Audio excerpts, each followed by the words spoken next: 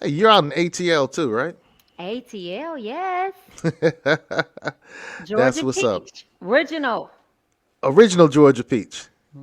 You can't tell in the Just accent. Just just talk. like my mama. My mom's from Yes, ATL. She grew up in the Pittsburgh area, which was right outside the. Okay, you know.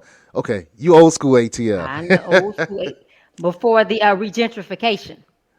I say that. Okay, code keepers. We have we have dynamite on the show today. This is going to be a great show. You definitely want to get locked in. I want to start off with a somber note and give reflection and kind of tribute this show to our newest ancestor, Mr. A. Bruce Williams, a mentor, a father.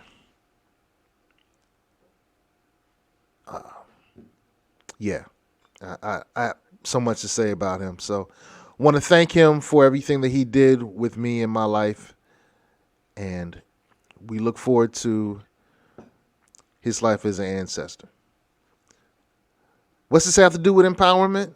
Stay tuned. All right, welcome to Get On Code, the Fly Guy Show, which is a series of melanated conversations focused on empowerment, health, wealth, and knowledge of self. People think in binary choices because they are conditioned to. And on the wall was a picture of a wolf and a lion.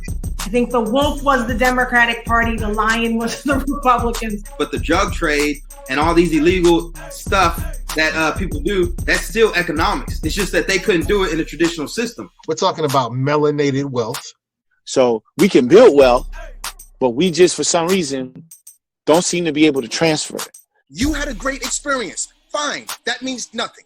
What were you told as a child about education? You had to be how many times better? Every impression without an expression becomes depression. All right, Code Keepers, we're with the Have It All strategist, T. Renee from the A. From the A. ATL Shawty.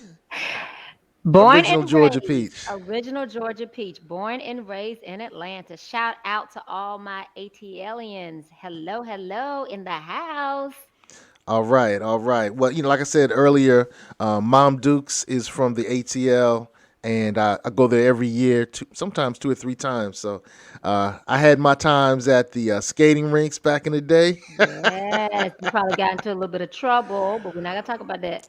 We'll keep that off the shit. Keep that off the air. Keep that off the air. Salute that. So, what is a have it all strategist? And what's so funny is I have transitioned to a business scalability strategist because with Have It All, you really have to redefine what all means to you. And so a lot of people, they are choosing and, or they're choosing or in their life versus and.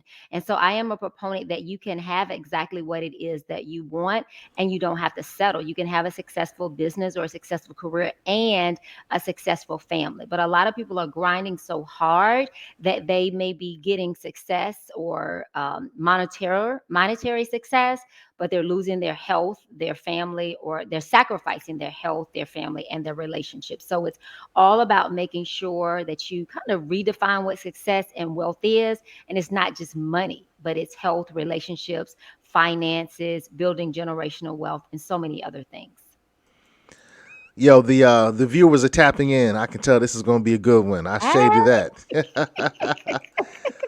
How did you get to this point where you're able to state that so succinctly, and I can tell it comes from a learned place. So, I got a chance to read through your bio, and I'm kind of asking that question in jest because you dope. You were dope. I love it. It is life. It's life and it's what happens to you. But most people, they just want to show only the good thing on the gram and on Facebook. They're showing the red bottom shoes and the private jets. And, 9 times out of 10, a lot of that stuff is rented. And they're not really telling you the story of what it took for them to get there. So I'm able to speak this because I served 1,095 days in federal prison. I mean, one day I had the big house, 8,000 square foot, the pools, the Hummer, the Mercedes, everything that you would want, everything that defines success. And a business partner and I got in legal trouble. And the very next day, I lost it all. And I had to move back in with my mom and my dad in the same house that I grew up in the same room. And I was 30. So on my 30th birthday, life as I knew it was completely erased. And what I realized was that I didn't know who I was. I associated everything with what I had, what I could achieve, or my business. And so when you are placed in a situation of where you have to rebuild everything, it just makes you look at life differently, because I may have wealth, but if I don't have my freedom, then what does that wealth mean? And recently my mom was sick for about 6 months. And so I realized if you don't have your health, then how great is your money? Or if your marriage is jacked up and your kids, you don't have a great relationship with them, but you may be successful in business, then that's still not complete wealth. Wow. That kind of leads us to your manifesto, Metamorphosis. Yes. From an abusive relationship to prison to finding love, motherhood, and learning to shift priorities. All right, so before you tell the story of Metamorphosis or tell your Metamorphosis story, what was it like writing the book? Well, first of all, it sounds like you know a little bit about me and my business. But Hey, you're Googleable. You're Bingable. You know, we can find you. We You can can find find me. Code Keepers. You can find her. You can find her. Oh my God. iSuccessConsulting.com. You can find T. Renee Smith, Code Keepers. She's findable. Google her, no Oh my doubt. God. I love it. I love it. So for me, it's still a process. And so it's evolving. Like, I don't think that you have evolved, or I don't think that you've experienced your, entire metamorphosis really until you leave this earth. It's you constantly growing. It's you constantly changing.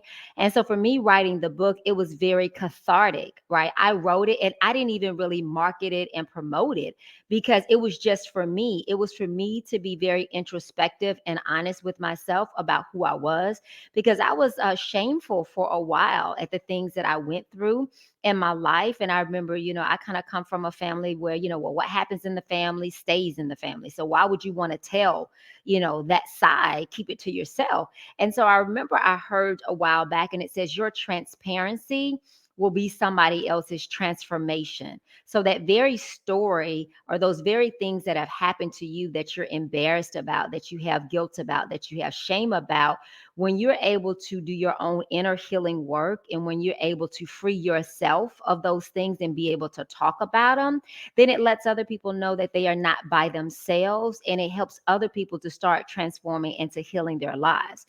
And so what I realized is when I started sharing my story, yes, it's impressive that I work with Delta and all these other Fortune 500 companies, and I help raise $30 million for small business. Yes, that's impressive. But when I'm able to get down with you and say, listen, it doesn't matter what situation that you're in. It doesn't matter if you've been in abusive relationships. It doesn't matter if you thought by now you'd be married, you'd have kids, you have a successful business. It doesn't matter that life happened to you.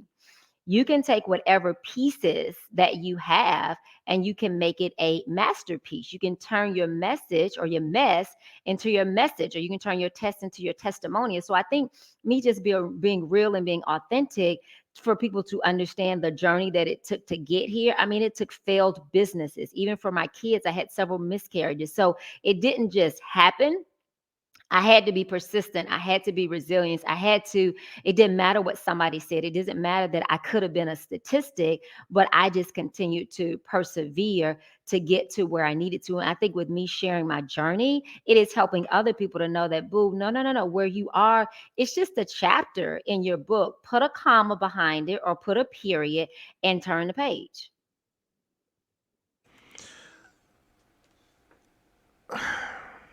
A miscarriage. Two.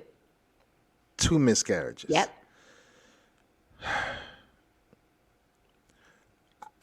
Tell us how you've been able to handle that experience, because I didn't realize until around 15 years ago when I started looking around and talking to some of the women that had kind of become part of my life in business and social circles. And I started hearing over and over and over again, particularly in our Black community, that there were miscarriages that were just happening. And How were you able to walk through that particular situation? Well, it really was sisterhood for me because I had a very, very close friend that had experienced the same thing multiple times. And she was there for me to really kind of walk me through that journey. Because even when you're married, your spouse doesn't necessarily know what to say. Your friends don't know what to say unless you have gone through that situation. And so just having somebody there that says, hey, I went through this process. And she had three, and she went on to have three kids. So she was on the other side of it and she was able to coach me. But it was still very difficult for me because I felt like I failed, like I was not able to do what a woman was supposed to do. So it was a lot of prayer, and I had to totally shift my mindset, right? And I had to start in dating myself with scripture, with positive affirmations that talked about how I was fruitful and that I was going to, multiply, and how that, when you have a seed in the ground, that you're going to receive a harvest, and to call those things that be not as though they were. So I took my own self through really shifting and changing my mind, and really saying so much that this was gonna happen, and that this was owed to me, and that this was my birthright, and changing, what I was eating, and being more taking, better care of myself, and making sure I was sleeping and not having stress. And so I had to put the work and the effort in. This is just my story. Everybody's story is different. And so I had to get my mind to a place to be able to believe that this could happen. So accept what happened.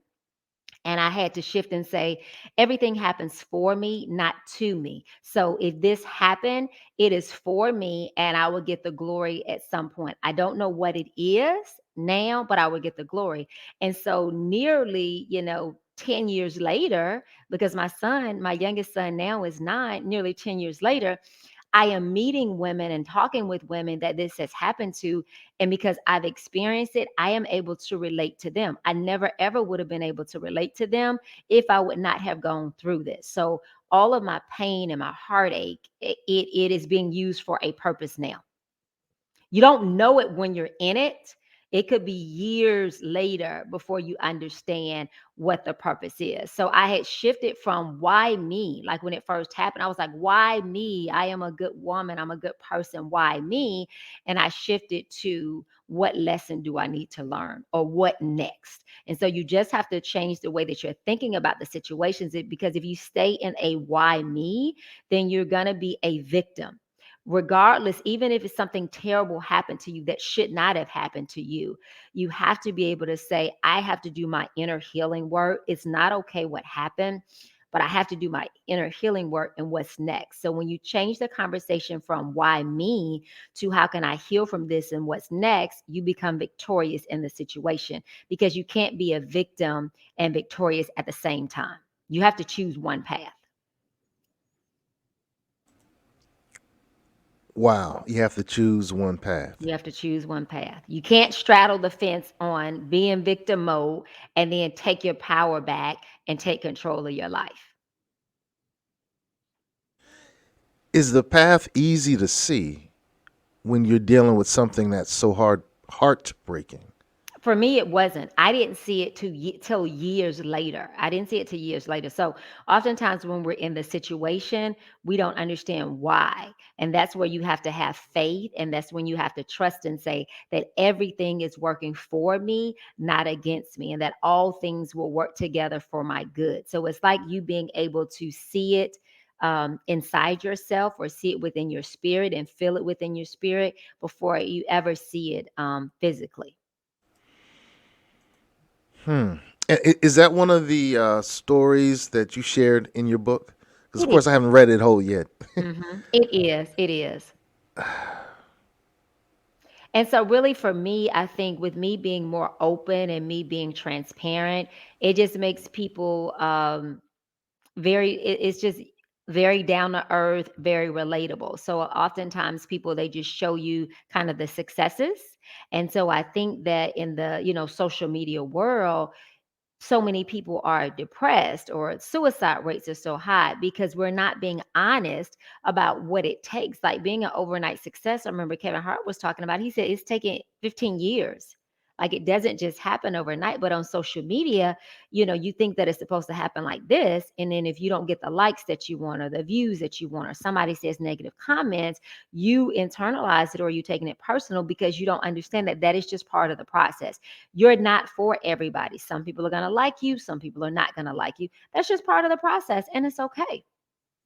And you thank them and you go and continue and you find the people that you are for. You find the people that you are for. All right. So, okay. How do you do that? You're a strategist. So I think the very first thing is you have to be honest about who you are. You have to be honest about who you are. You have to be honest about what your giftings and callings are. And you have to be honest about who you want to work with, or who you want to be associated with, or who you want to be friends with, or who you want to be in relationships with. So a lot of us, we have our representative. And so we get in relationship with somebody else, whether it's a client, whether it's a partner, and our representative is there. And so we never show up. Like the authentic person of us doesn't show up till months or years, down the line. So I think number one, you have to be very clear and intentional about who you are, what you like, what you don't like, and validate your own self. Because if you're looking for external validation, you're going to be swayed because you're going to be doing things to please people. You're going to be a people pleaser. But if you learn to start validating your own self internally, then if somebody likes you, it's fine. If somebody doesn't like you, it's fine. So you got to have a real honest conversation about who you are, develop some boundaries, and stick to those boundaries. Stick to those boundaries. So, how important are boundaries then? I mean, if you have to stick to it, then it means it's something that you really need. But go ahead. So what happens is people say yes most of the time to everybody else, to things that they don't want to do, and then they end up saying no to themselves, or they end up being involved in relationships where they know that this person is not a good fit for them. They're seeing all these red flags, but they don't want to hurt somebody else's feelings. They don't want to look like a failure. And so you have to set your boundaries, or you have to set your standards of who you are and who you want to be in relationship and who you want to work with. And when people come into your life, if they don't if they don't even fit those standards, or they don't, fit those, or they're not willing to respect your boundaries, then you're out. And so boundaries are so important, whether it's friends, whether it's family, or whether it's relationship, because if you continue to do things that you don't want to do, if you continue to let people talk to you, a way that you don't want to, and you don't feel like it's disrespectful, you're going to start dying inside of yourself, right? And so we teach people how to treat us. And so if somebody can walk over you all the time, if somebody's, lack of preparation is always your emergency, I need you to do this, I need you to do that, but you have other stuff that you're doing and you drop it and you do what they need you to do, then you're teaching people that at any point in time that they can rely on you, they can depend on you, or somebody always needs money and you're there always giving it to them. You're training them. Right. And so you got to be very careful about how you're training people to teach you, to treat you. Like if you have clients and you allow them to show up any old time of the day or night, you don't hold them accountable for paying you on time. They are actually stepping all over boundaries, right? Which you need to set. And so boundaries helps you stay safe, and it helps people respect you.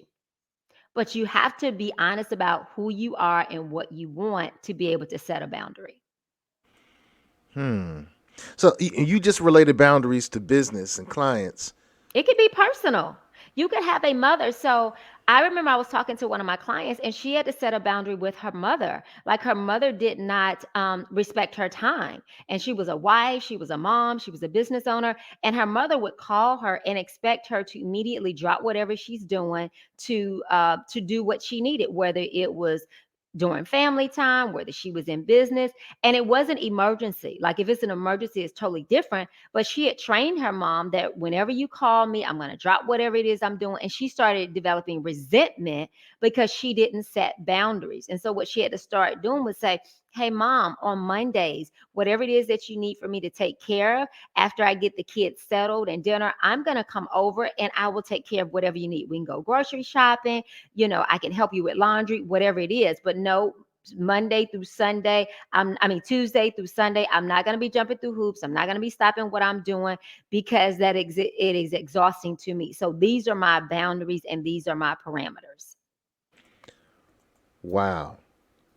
Now, Or you could even be with your relationship or with your spouse. You guys could be having a heated discussion, and now your spouse could be yelling at you, and this could be a man or a woman yelling at you, screaming at you, calling you out your name, being disrespectful, and you just sit there and you allow it, and you start feeling little and small. And you can set a boundary and say, "Hey, we absolutely need to talk about and discuss, what issue that we're having here, but we're not going to do it where we're yelling at each other, we're screaming at each other. We're going to take 10 minutes, and then when we come back, we're going to be calm.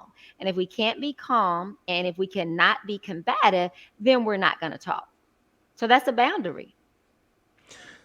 now, do we often need to create boundaries for ourselves with ourselves? Yes, because you cannot hold anybody else to a standard of boundary and you don't even have your own boundaries. Absolutely. So we violate our own self. We overstep. Well, number one, a lot of times we don't set boundaries for ourselves. Like as far as even with eating or with working or with downtime or with self-care, we'll just run ourselves ragged in the ground and then we expect other people to treat us differently. So you absolutely first have to set boundaries with yourself. So if you run yourself down, if you don't take care of you and you don't treat you well, why do you have the expectation of somebody else doing that? Ooh. All right. Okay. Wow. Boundaries outside and inside. Outside and inside. So you have to understand your own worth and value. And I've had this conversation so many times this week, is that we expect others to do for us what we don't do for ourselves. I was talking to a coaching client and she wanted people to invest like $10,000 into her program. She wasn't even investing any money into herself to even build up her brand or to improve her knowledge. And she kept attracting people that wanted everything for free. And she was wondering why, because that's who you are currently and that's where you are. So if you want to attract different people in your life, whether it's business, whether it's a partner, a mate, a friend, you have to first up level yourself so that you can be able to attract like. So like attracts like. And so whatever you're attracting into your life, you have to really take an introspective look to figure out, why are you attracting that person, or why are you attracting these things? Like if you have lack in your life, it's probably because you think lack and you speak lack.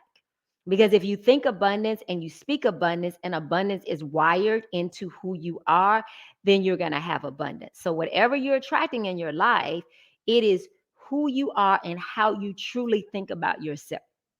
And it could be from a subconscious level, because you may be like, I'm confident. I am confident. Honey, I am confident. But that's not what you're attracting into your life. In your book, Metamorphosis, you talked about being in an abusive relationship. Is that something that, using what you just stated about you attract that, could I it be did. said? So for me, mine was not physically abusive. It was mentally and it was emotional, because I didn't know my own self-worth and I had very low self-esteem at the time. Now, don't try that now. Don't try that now. But I had very Boo, I've done my healing work. So let's not even try that now. But I was at a space where I didn't know my worth. I didn't know my value. I was looking for external validation. So I allowed, people to just walk all over me. So not just in the personal relationship, in business as well, because oftentimes how we show up in one relationship will be how we show up in other relationships. So if I am in a romantic relationship with someone and I have low self-esteem, I don't have boundaries, I'm looking for external validation, probably in my business, I'm charging way less. I'm accepting clients that I really don't want to work with. I'm doing way more work than I get paid for. So most times how you show up in one area is going to be consistent with how you show up in the other areas of your life. Intriguing. Intriguing. How did you remove yourself from that abusive relationship? It's so funny. It was not me, it was God. So I had been praying but I was praying for it to get better. And God actually just removed the person from my life. It wasn't anything that I did because I didn't have um the confidence at the time to walk away. I knew that something wasn't right, but I was praying for it to be fixed. And God did fix it, but it was way different than what I thought. Hmm. Well, now that you did your healing work, if you could go back and talk to that person that you were at that point and guide them, how would you guide them? And I always say, number one, healing is a journey. So I am still in the process of healing. I think I'll be healing, until I die. But I would go back to my younger self and I would say, oh, my sis, I feel so sorry for you. I have empathy for you because all you want to do is you want to be loved. But first, you have to love yourself before you are seeking love in anybody else because you have to be completely full of validation, full of confidence, full of self care, full of vision for you to be able to have the type of relationship that you're wanting. So work on yourself. Don't look at anybody else to give you these things. Fill yourself up with all of those things, and then you will be attracted to that person that is that you want to be in a romantic relationship with. So stop looking externally and look internally. That's such a hard message for some people to understand that you attract the best and you also attract the mess that comes into your life. Mm-hmm. And I'm not, and don't think at all that I just got this aha moment. I was like, oh, okay, I've got it. No, this has been years and years and years and years, probably over the last probably 15 years. Like this has been like a 15-year journey for me. And so I didn't get it, just in one time. Like life is a teacher to you. I think if you start becoming self-aware, even if you start very simple and say, just for 24 hours, I'm going to observe how I speak about myself. Like if you drop something like, oh my God, you're so stupid, catch yourself. If you're like all day long, I can't do that. I can't do that. Catch yourself. If you're like, well, I'm going to try. Like those are all negative mindsets. And whatever you're saying out of your mouth is what you think about yourself. So I think the very first thing that you have to do is to just be able to be self-aware and say that I want something different in my life. And so I need to start becoming just aware of what are some of the things that I'm doing that may be preventing me from having it. And it doesn't happen at one time. It's just like little shifts. So when you hear, oh my God, you got to change, like that could be such a daunting task.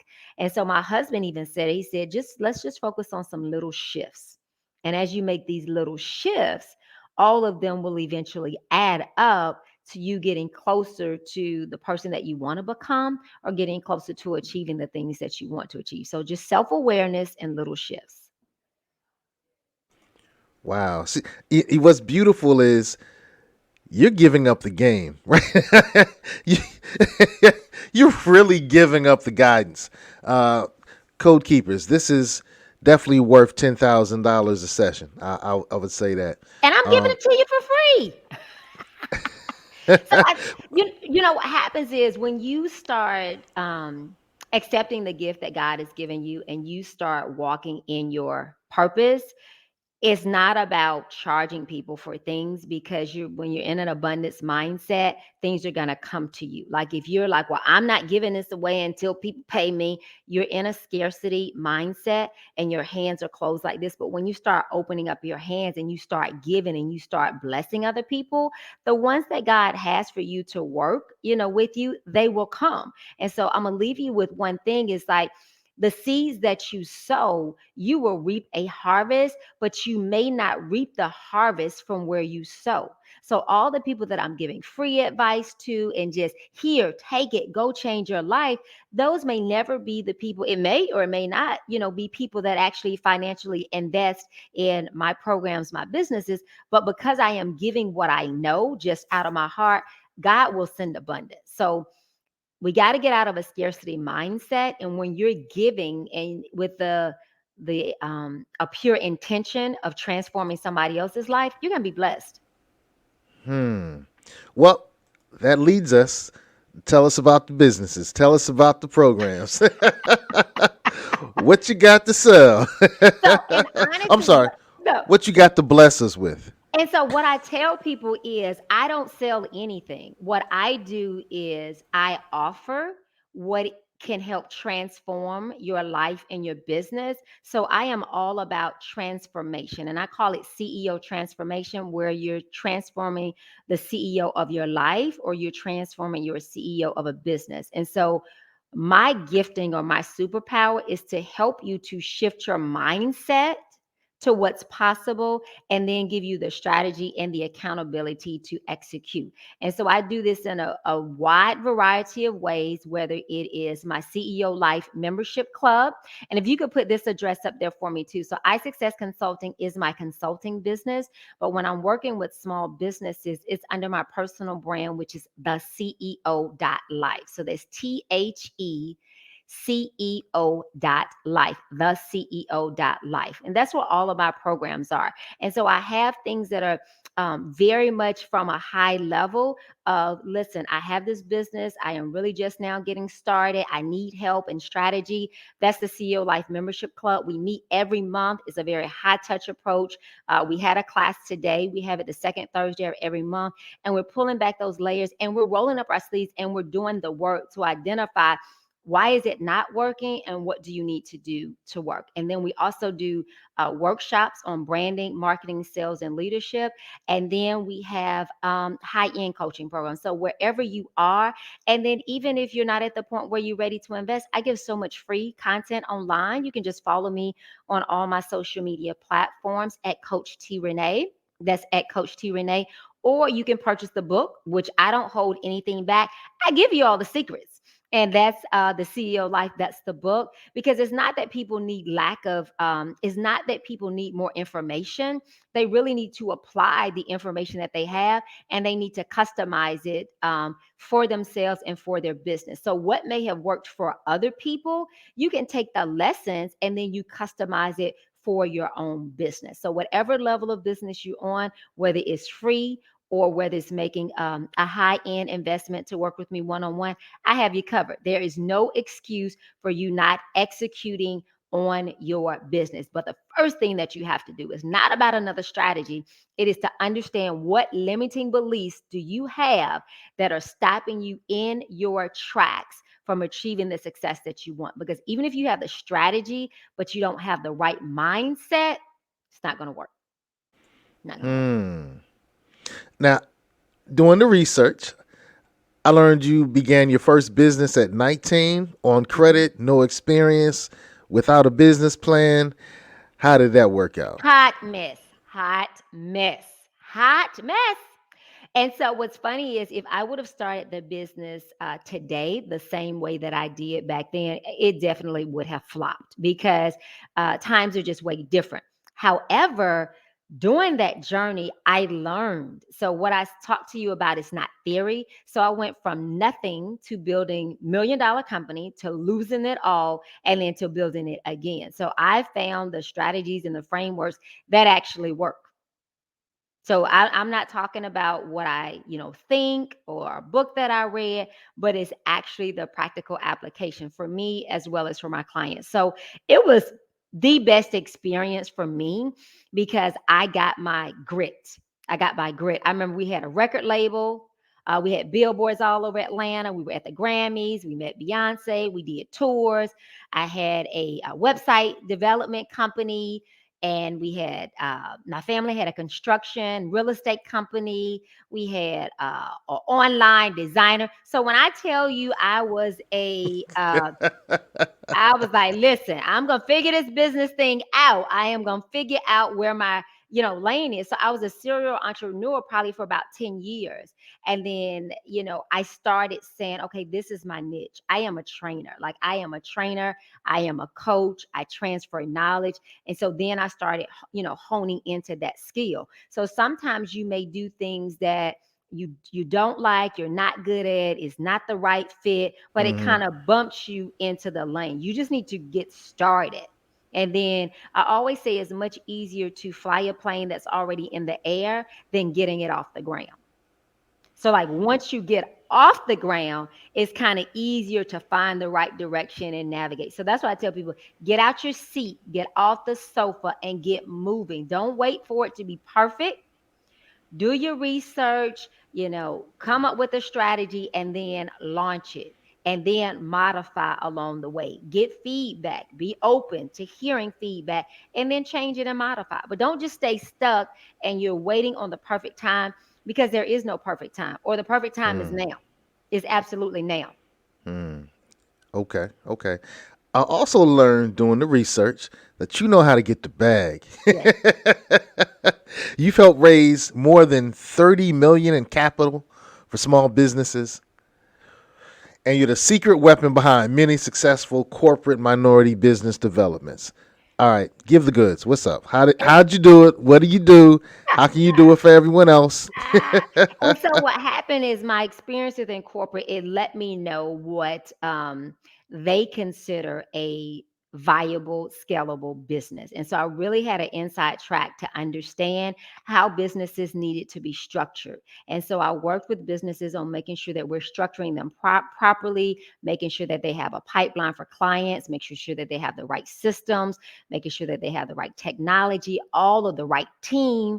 And so then when you have those things in place and you have a proven concept or a proven business, being able to align yourself with the right people that can give you capital. And so it's work, right? And really growing and sustaining a business and then being able to present it in order to get funding. So we do all of the pull back the hood, look at the business, what needs to be changed, where's their risk, gaps, etc. So it's a process, but we've learned and we've mastered how to do it.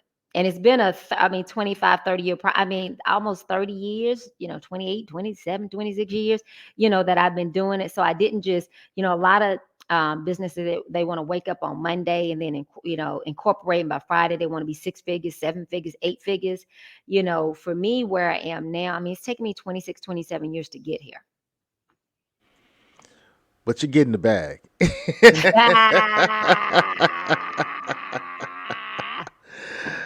Okay, that's what's up. That's what's up.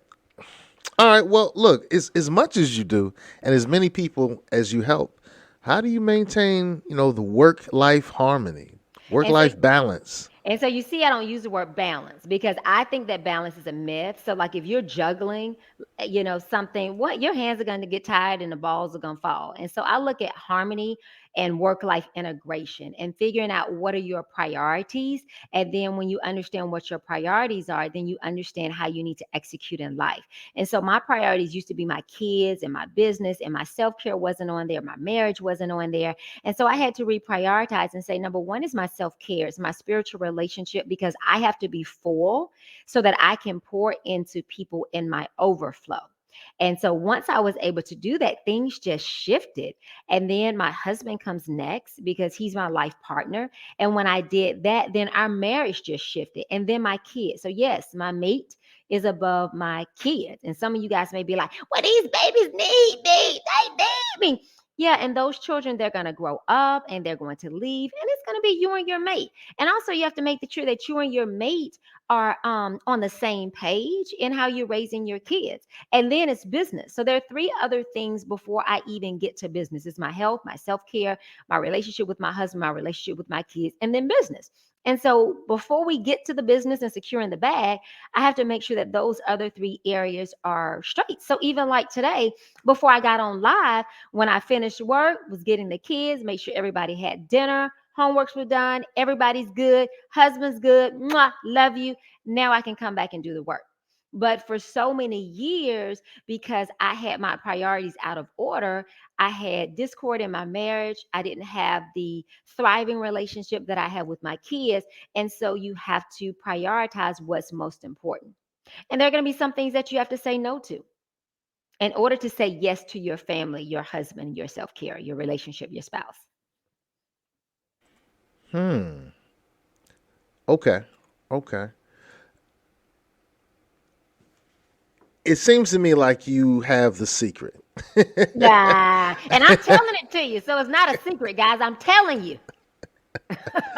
But what's one shift entrepreneurs can make to increase sales? So I'm going to go right back to your mindset. Like everybody's going to tell you, you need this strategy, you need this funnel, you need to be doing Facebook ads, you need to be having strategic partners, you need to, yes, you do want to do all those things, but remember, you can only attract your mindset. So if you're stuck in a lack mindset, if you're stuck in the clients that I work with, they're not willing to pay my price, or if you're like, well, I don't want to advertise, on social media because all they do is they want your money. Or if you're like, I don't feel like going live because nobody wants to hear what I have to say. So there's no way that you can have these mindsets and show up and deliver in a way which is going to make people want to connect with you.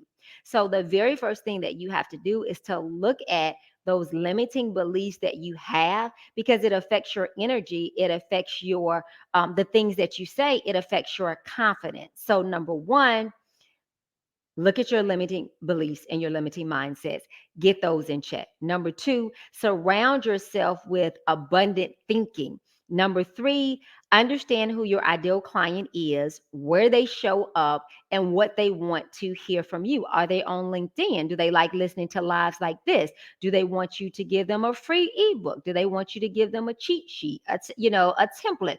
What is it that you can give to them and offer them value so that they can experience you? So if they experience you and they learn from you and you give them knowledge, they're going to say, oh my God, well, what's next? How do I continue to work with them?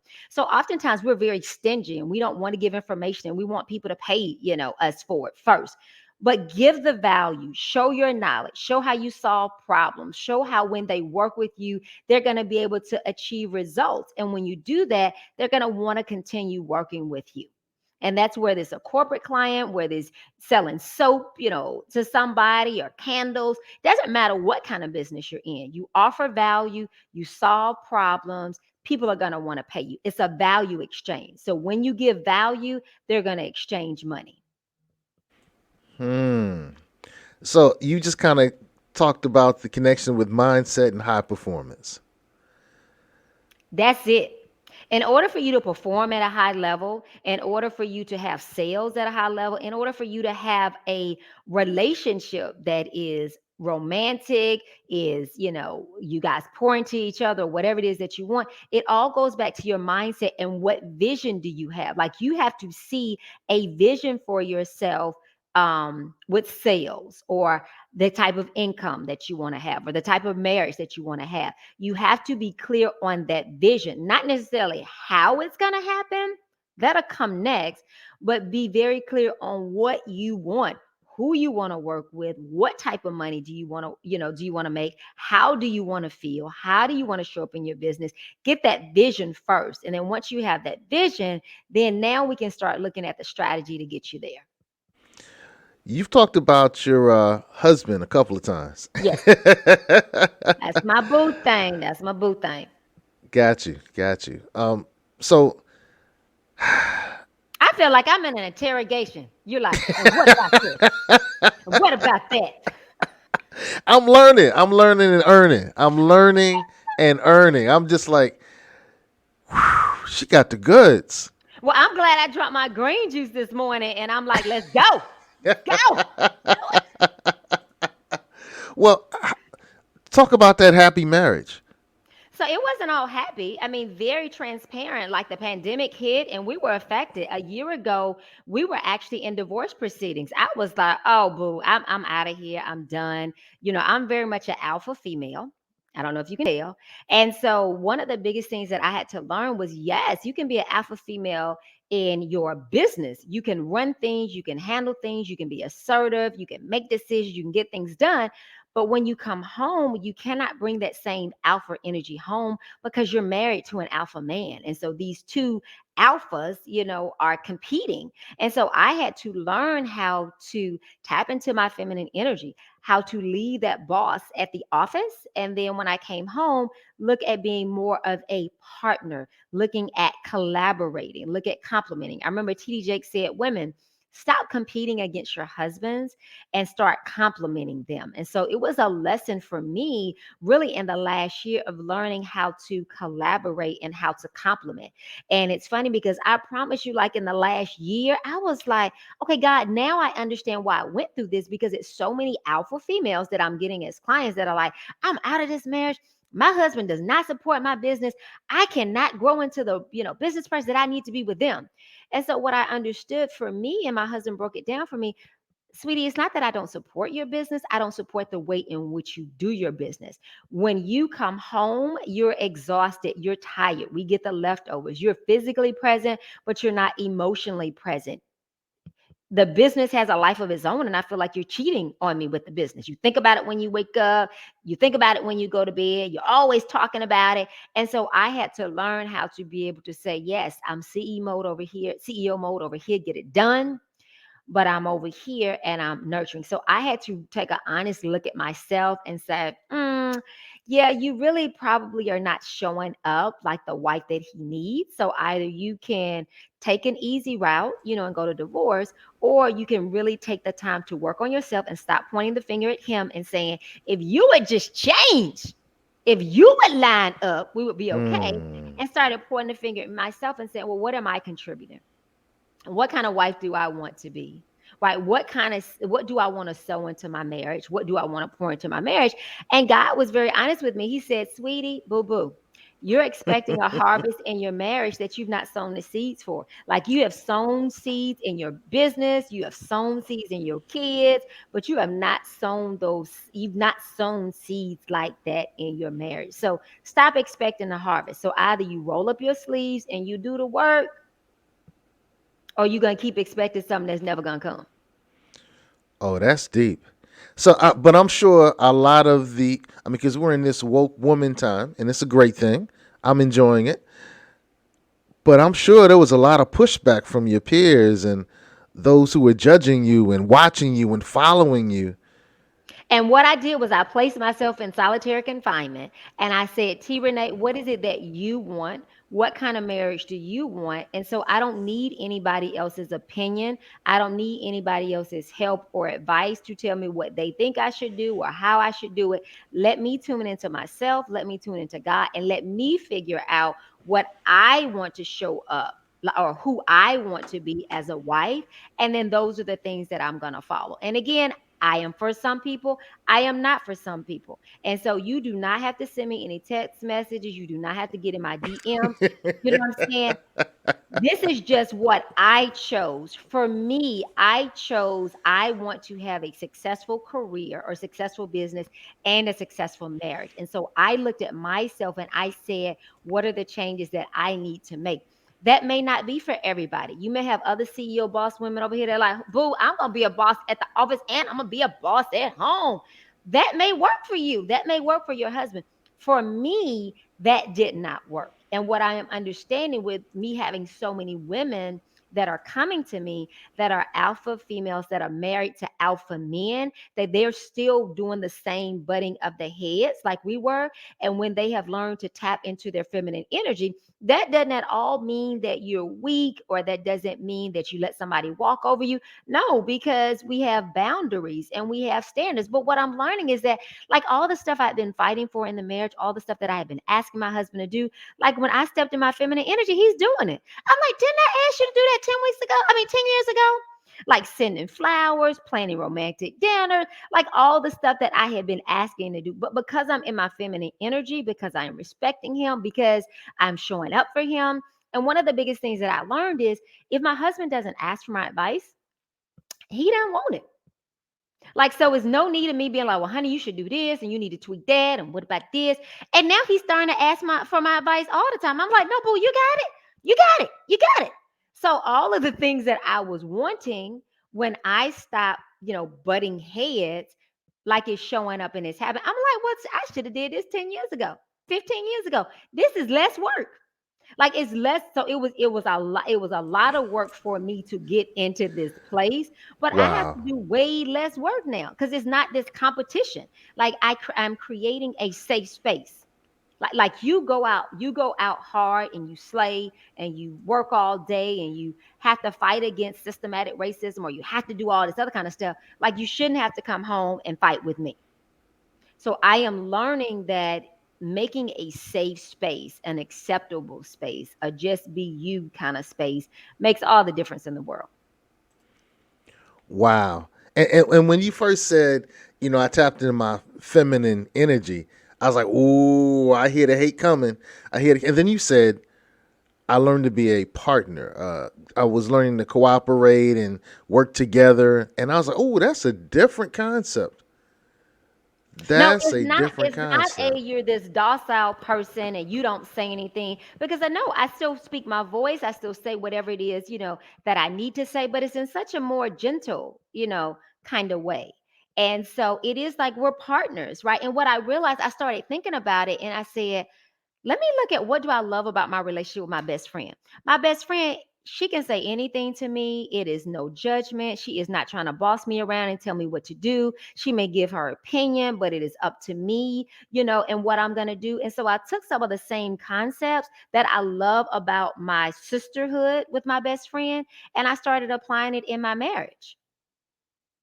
And so just the same concept. And again, this is what works for me. If it's not what works for you, leave it on the table. You don't have to condemn it. You don't have to talk about it. It just may not work for you. And it goes back to the concept, I am not for everybody. Those that I am for, they will get blessed in what I'm saying and they will ask God to reveal to them what they need to do. And those that it is not resonating with you, like, oh no, boo, then just leave it on the table and then continue to go and do you. Wow. But as a strategist, you help people change. So what I do is I help people shift their perception, right? And then decide if they're going to be committed to do the work to change. Because some people may get a shift in perspective and be honest with themselves and say, you know what, I'm really not getting ready to do what it takes to build a 6 or 7 figure business. Or you know what? I hear what you're saying and I have the awareness in my marriage, but I'm really not going to do anything differently. And so I help people to understand those limiting beliefs, understand those blocks is what that's preventing them from getting what it is that they want. And then now making a decision if you're going to change and do something different. And then are you going to be committed to it?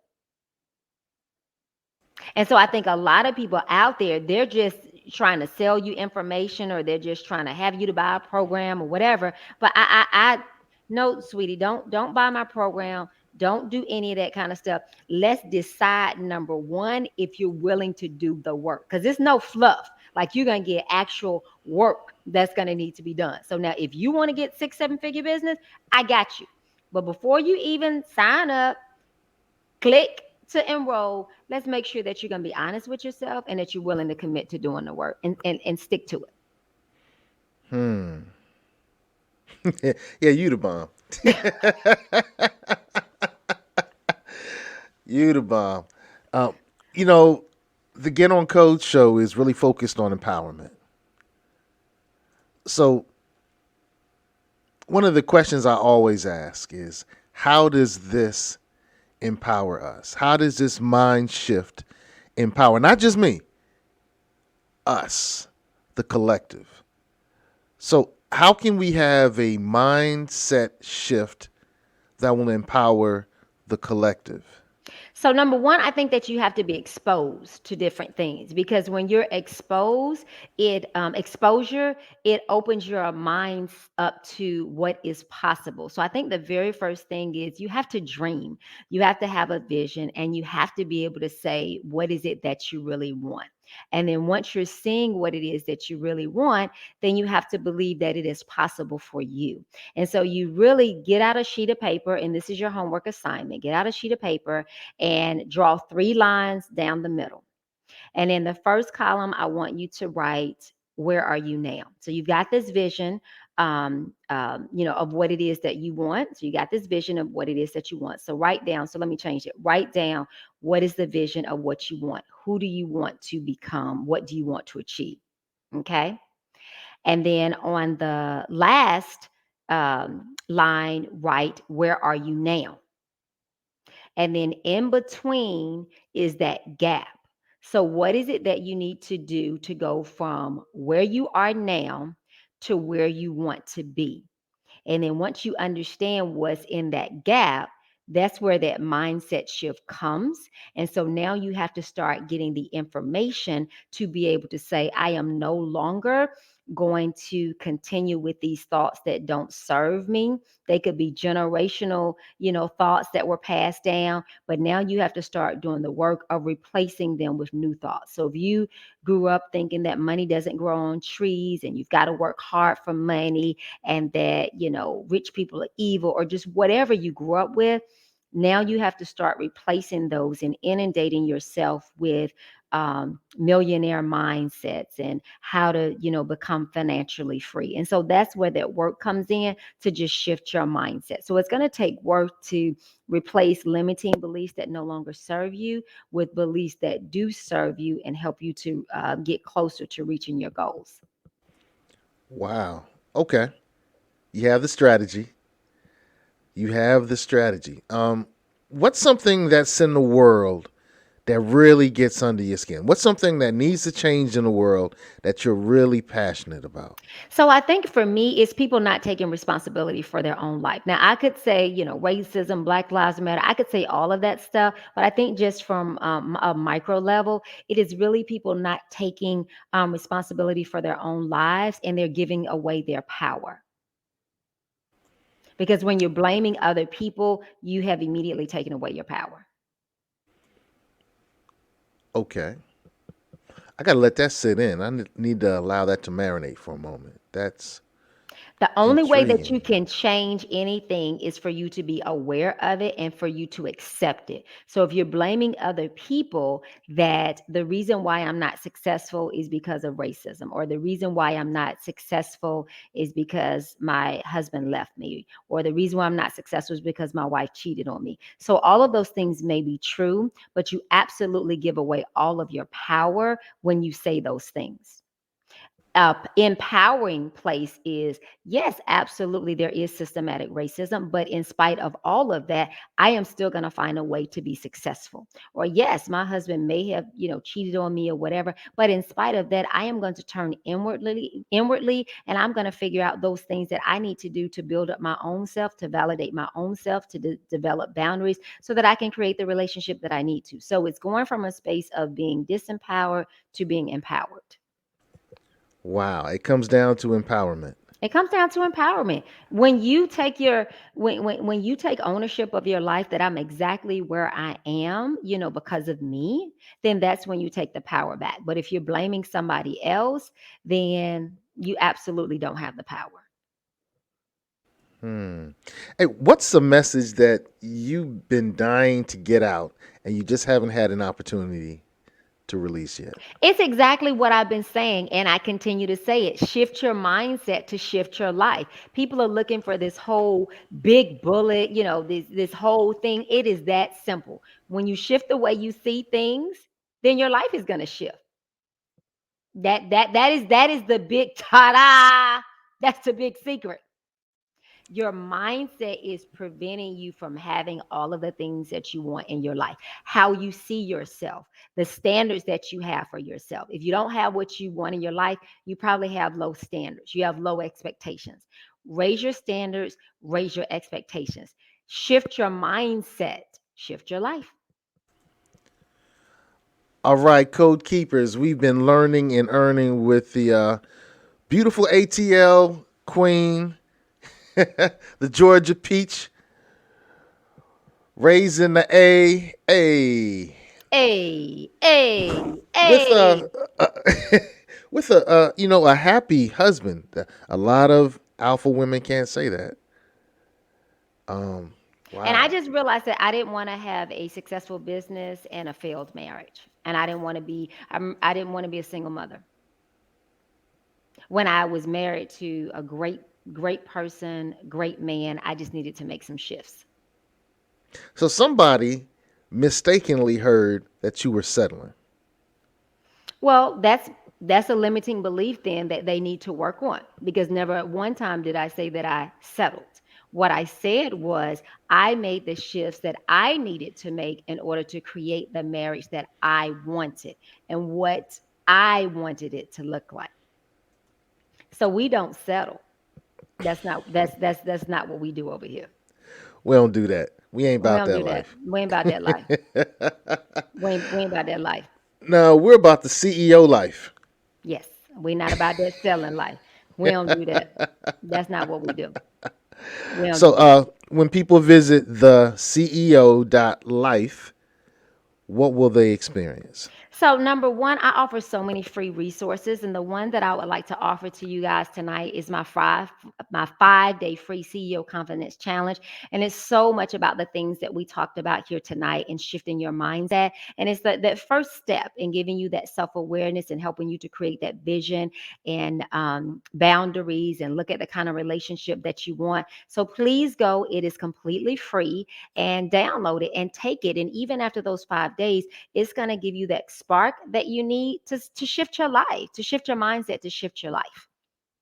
And so you'll of course find out more information about, my background and all that kind of stuff. But I have so many free resources that you guys can get. Wow. Let's peruse while we have the queen with us. So we can start here. We can work with you. We have the CEO Life Membership Club, one-on-one coaching, workshops, supplier development. That's for corporations. That is the program that I work with corporations on and developing their minority suppliers.